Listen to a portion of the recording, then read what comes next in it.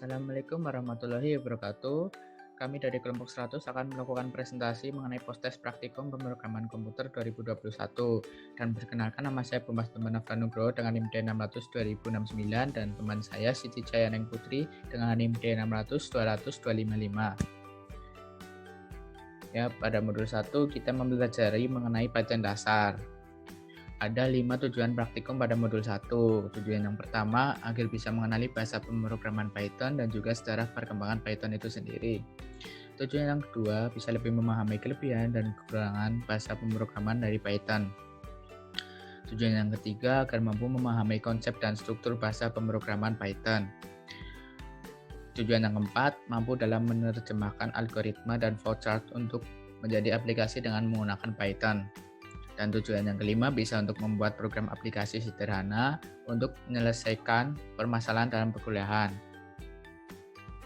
Untuk pengertian Python itu sendiri, Python adalah script yang berorientasi pada objek.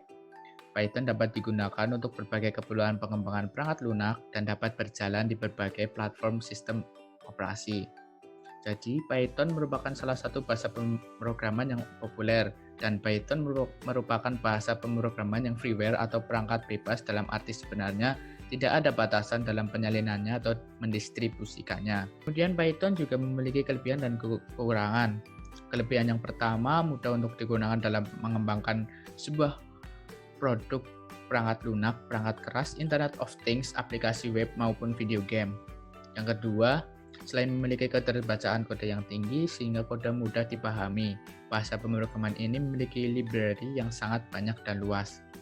Yang ketiga, merupakan bahasa yang mendukung ekosistem Internet of Things dengan sangat baik. Kemudian kekurangannya, Python merupakan interpreter sehingga bukan perangkat bantu untuk mengantar komponen kinerja kritis. Python memberikan tingkat efisiensi dan flexibility trade-off by dengan tidak memberikannya secara menyeluruh.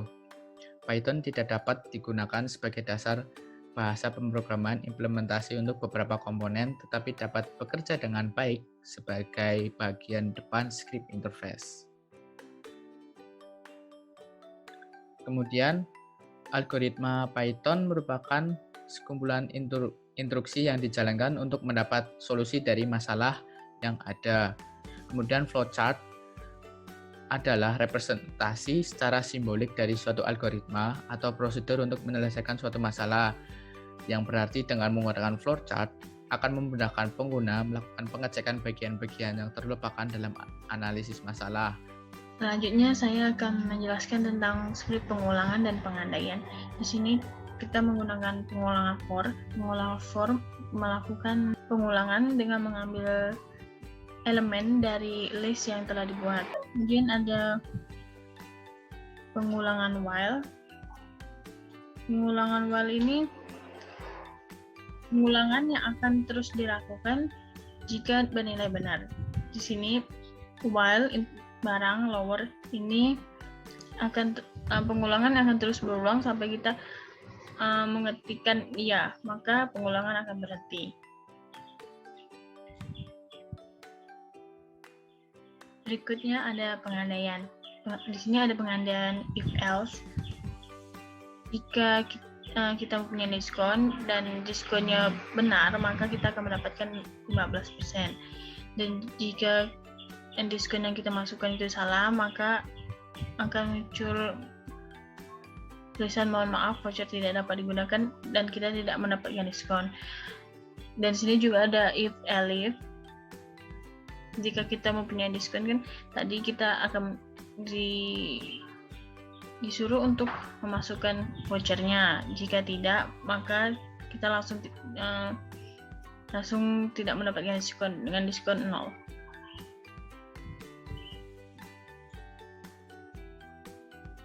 Dan di script ini kita juga terdapat beberapa tipe data. Di sini ada string, terus ada string yang memiliki fungsi untuk menyatakan karakter atau kalimat, bisa berupa huruf, angka yang diapit oleh tanda petik. Kemudian kita di sini menggunakan integer digunakan untuk menyatakan bilangan bulat. Dan di sini juga ada float yang digunakan untuk menyatakan bilangan desimal. Kemudian pada modul 2, kita mempelajari mengenai Python GUI dengan PyZ2. Ada 3 tujuan praktikum modul 2. Tujuan yang pertama mampu dalam membuat aplikasi sederhana menggunakan PyZ2. Tujuan yang kedua mampu untuk menerjemahkan aplikasi dari Python dasar ke bentuk GUI atau Graphical User Interface. Tujuan yang ketiga mampu untuk menerjemahkan algoritma dan flowchart menjadi aplikasi menggunakan Python GUI dengan PyZ2. GUI. Pengertian dari GUI atau Graphical User Interface merupakan sistem yang menggunakan menu grafis untuk mempermudah para penggunanya dalam berinteraksi dengan komputer atau sistem operasi. Dan GUI itu sendiri biasa disebut antarmuka pada sistem operasi atau komputer. Sedangkan PyZ2 adalah perpustakaan resmi yang menawarkan dukungan Python untuk Qt5. Kerangka kerja berorientasi objek multiplatform yang digunakan untuk merancang program yang menggunakan antarmuka grafis. Berikutnya saya akan menjelaskan pembuatan halaman utama, menu utama. Untuk membuat menu utama, kita dapat membuat kelas dengan widget main window.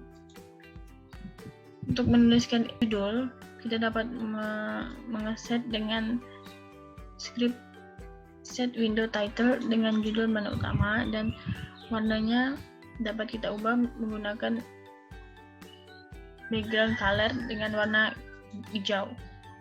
Untuk menuliskan ini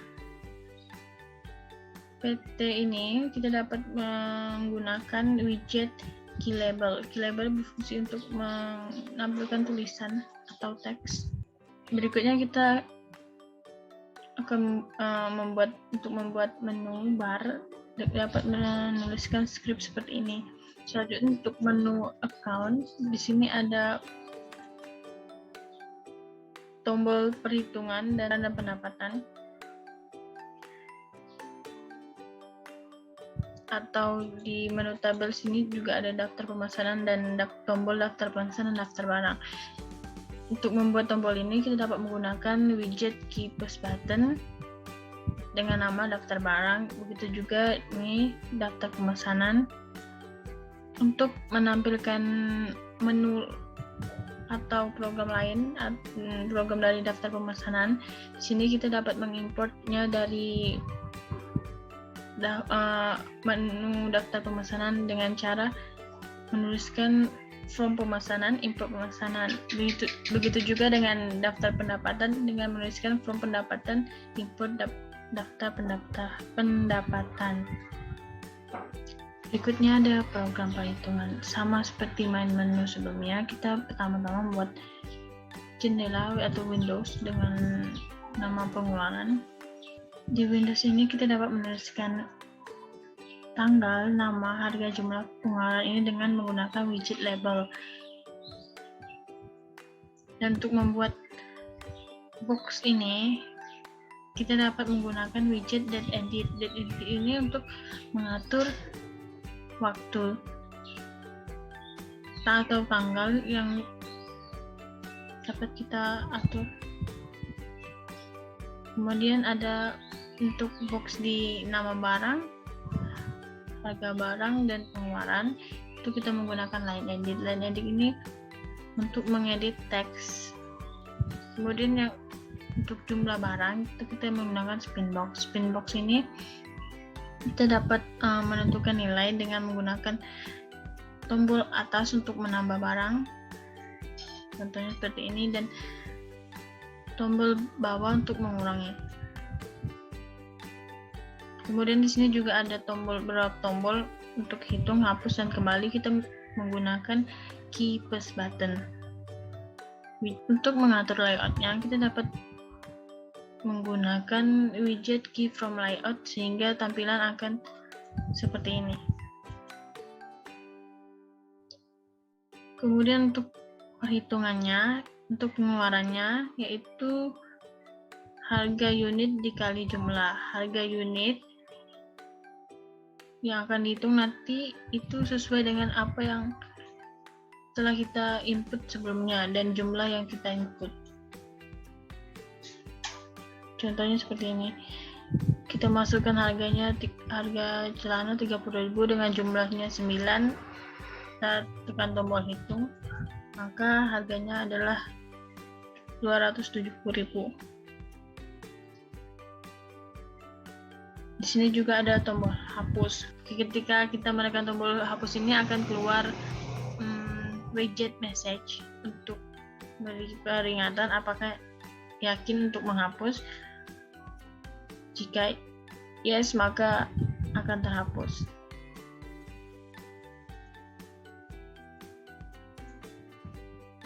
Tombol kembali ini untuk kembali ke menu utama. Kemudian pada modul 3 kita mempelajari mengenai web statis dengan Django. Ada 3 tujuan praktikum pada modul 3. Tujuan yang pertama mampu untuk memahami sinteks-sinteks yang digunakan pada HTML dan CSS.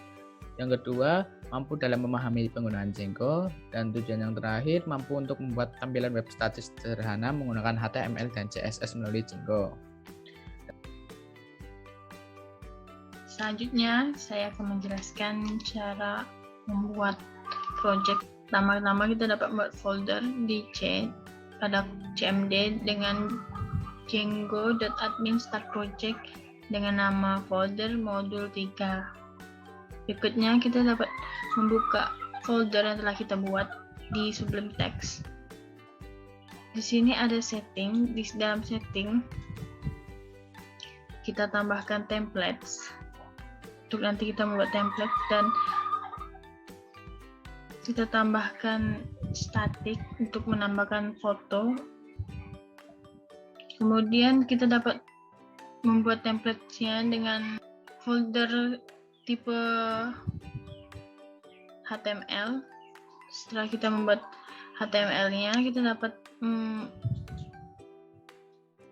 menuliskan URLs. URLs ini kan berfungsi untuk menunjukkan view yang akan ditampilkan. Nah, di dalam view ini kita dapat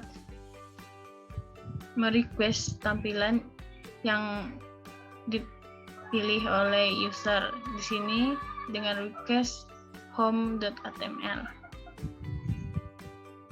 Berikutnya ada script HTML CSS. Script ini berfungsi untuk mengatur margin dan padding pada halaman website, yaitu 0 pixel.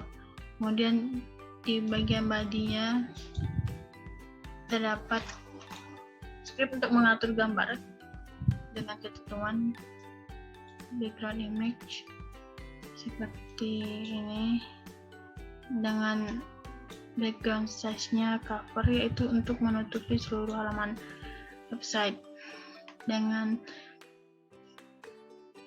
fix agar saat kita men-scroll website foto akan tetap. Kemudian untuk mengatur bagian menu ini kita dapat menuliskan script seperti ini. Di sini juga ada script inline block. Ini bertujuan untuk membuat tampilan menu seperti ini.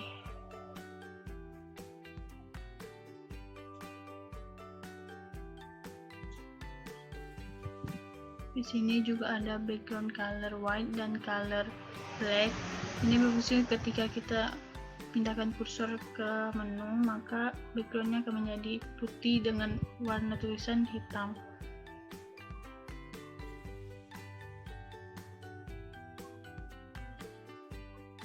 Kemudian untuk mengatur konten yang terdapat dalam website, kita dapat mengatur paddingnya, topnya 200, buttonnya 200, dan widthnya 100 dengan warna putih dengan margin topnya 50. Kemudian di bagian foot ini untuk kita dapat mengatur background colornya untuk background-nya, dan untuk tulisan yang terdapat pada bagian foot.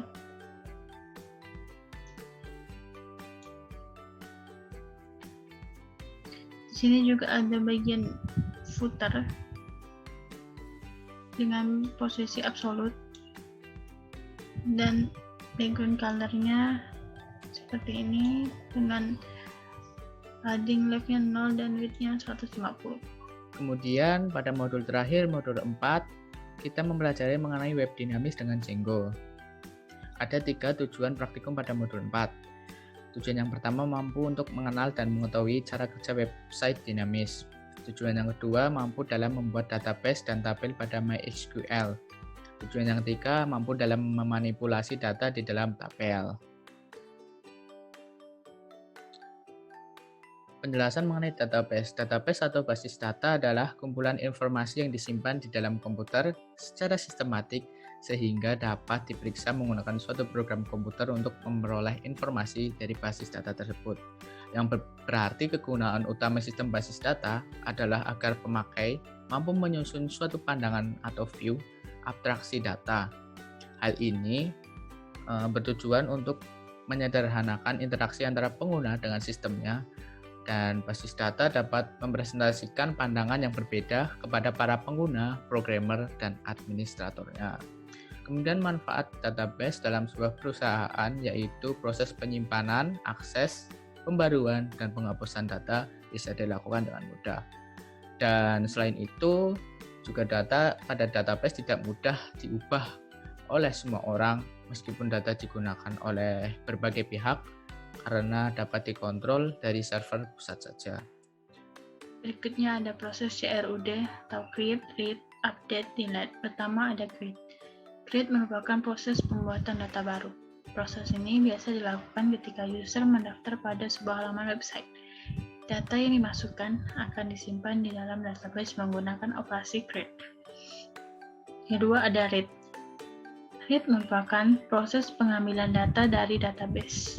Proses ini biasanya terjadi ketika user ingin melakukan proses login di halaman website tertentu. Saat user klik login, maka website akan menjalankan proses read untuk melakukan verifikasi akun yang user gunakan. Contoh operasi yang lebih sederhana yaitu ketika kita mengakses sebuah halaman website, saat itu pula proses read berjalan. Hasil dari operasi ini adalah tampilan halaman website yang kita lihat di browser. Yang ketiga ada update. Adalah proses pengubahan data yang berada di dalam database. Contoh proses ini ketika kita mengubah profil di halaman akun sosial media. Saat kita klik ubah, website akan mengirimkan proses update ke dalam database. Kemudian database meresponnya dengan mengubah data lama menjadi data baru yang sudah ditambahkan melalui halaman profil. Yang terakhir ada delete. Delete adalah proses untuk menghapus data yang ada di database. Proses ini mirip dengan update. Bedanya, proses delete akan mengubah data yang ada di database menjadi tidak ada atau terhapus. Berikutnya ada manfaat website dalam sebuah sistem informasi di perusahaan. Pertama, website menjadi media informasi yang lengkap. Melalui website, kita dapat memberikan informasi kepada pelanggan, seperti informasi tentang detail produk. Kedua, ada mampu meningkatkan kredibilitas perusahaan. Website dengan isi konten yang berkualitas serta informasi yang jelas dapat membuat pelanggan lebih percaya untuk menggunakan layanan atau produk dari perusahaan. Yang ketiga, meningkatkan keuntungan. Website juga bisa dijadikan sebagai toko online di mana pelanggan dapat melakukan transaksi jual beli di dalamnya. Sekian dari kelompok kami. Terima kasih. Assalamualaikum warahmatullahi wabarakatuh.